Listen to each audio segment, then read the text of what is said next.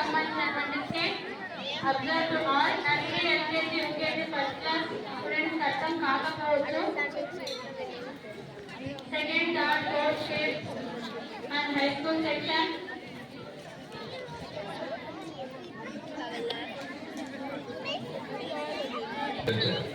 అందులో భీమ్రావ్ రామ్జీ అంబేద్కర్ గారు 14 ఏప్రిల్ 1891లో జన్మించారు. ఆ వ్యక్తి ఎన్నో మార్గాలు ఇంకెన్నెన్నో ఆశయాలతో తన జీవితాన్ని మనకు అంకితం చేశారు. అలాంటి గొప్ప మనిషి కథ మనందరికీ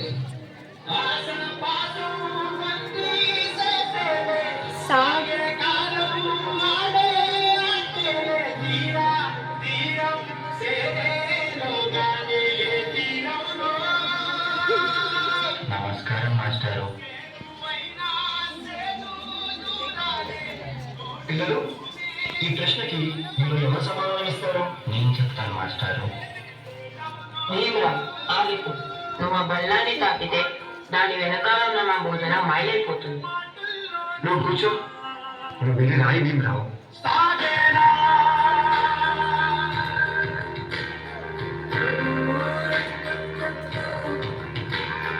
జీవితంలో నువ్వు చాలా గొప్పవాడి అవుతావు భీమరావు.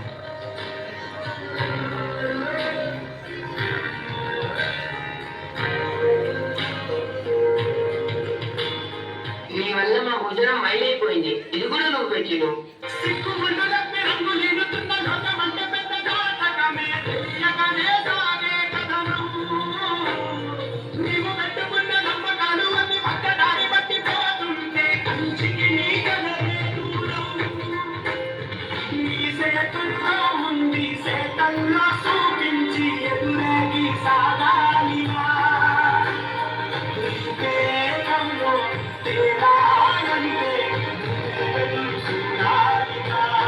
చాలా దాహంగా ఉంది. తాగడానికి మంచి నీళ్ళు ఇస్తారా? నీలాంటి వాళ్ళకి అదిగో ఆ మురికి నీళ్ళే, వెళ్ళి తాగు.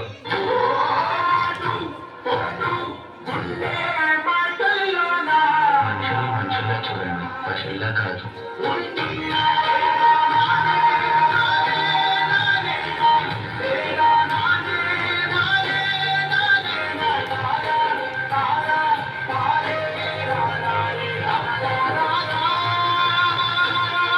నువ్వు ఎవరికీ తల వంచకూడదు.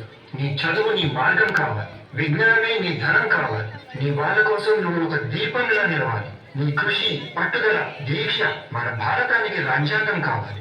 ఇప్పటి నుంచి నీ ఇంటి పేరు నా ఇంటి పేరు అవ్వాలి. అందరూ నిన్ను అంబేద్కర్ అని పిలవాలి. సరేనా భీమరావు?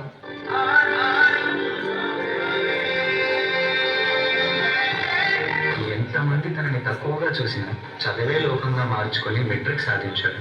అదే సమయంలో పెద్దలు తన పెళ్లి కూడా చేశారు.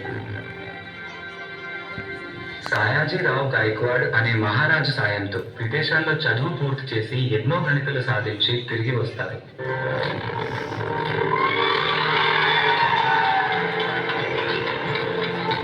బాబా, ఇన్ని సంవత్సరాలు గడిచినా ఈ ప్రజలు మారలేదు, మా బ్రతుకులు మారలేదు. ఎలాగైనా మా తలరాతలు మార్చే దేవుడివి నువ్వే కావాలి బాబా.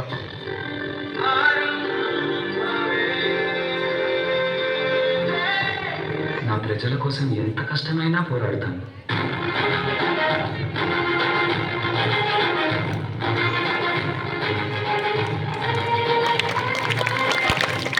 భారత రాజ్యాంగం యొక్క వ్యవసాయుత కమిటీ అధ్యక్షుడిగా మిమ్మల్ని ఎన్నుకోవడం మాకు చాలా సంతోషంగా ఉంది. ఇన్నేళ్లకి నా ప్రజలకి, నా దేశానికి సేవ చేసే సమయం వచ్చింది.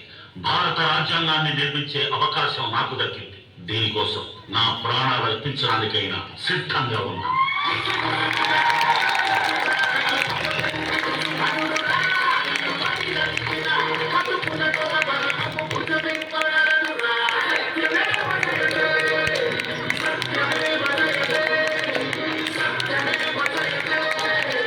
అంబేద్కర్ ఒక ప్రాంతానికో, ఒక కులానికో, ఒక మతానికో పరిమితం చేయలేదు. ఎందుకంటే ప్రతి భారతీయుడి గుండెపై చెరగని ముద్ర వేసిన మహనీయుడు ఆయన. అందరి కలలు కన్నది ఆయన కలం, బడుగుల కోసం ధ్వనించింది ఆయన గళం. భారతదేశంలో రాజ్యాంగం ఉన్నంత వరకు ఆయన మన మధ్య బతికే ఉంటాడు.